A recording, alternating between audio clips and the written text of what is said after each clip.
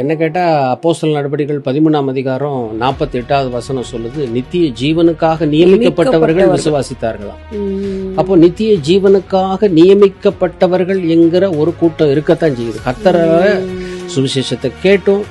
அதனாலதான் ரோமர் 1ஆம் அதிகாரம் 18வது வசனத்துல பவுல் அப்போஸ்தலன் சொல்றாரு, சத்தியத்தை அநியாயத்தினாலே அடக்கி வைத்திருக்கிற எல்லா விதமான அவபக்திக்கும் எல்லா விதமான காரியங்களுக்கும் தேவ கோபம் வானத்தில் இறங்கி வருகிறது. சத்தியத்தை அநியாயத்தினாலே அடக்கி வைக்கிற எல்லா விதமான அவபக்திக்கும் அநியாயத்துக்கும் தேவ கோபமானது வானத்தில் இறங்கி பரப்பிட்டு இருக்கு அப்படிங்கிற.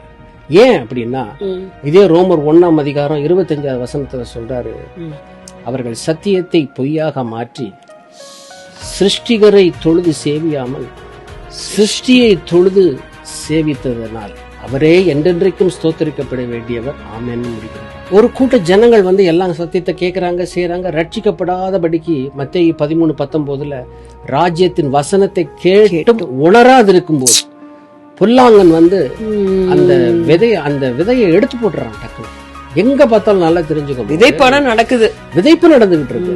ஆனா நிக்குதா? அந்த 4 விதமான நிலம் தான். மத்தேயு 13, மார்க் 4, லூக்கு 8, இந்த 3 இடத்துலயும் சொல்லப்பட்டிருக்கிறது 4 விதமான நிலங்கள்.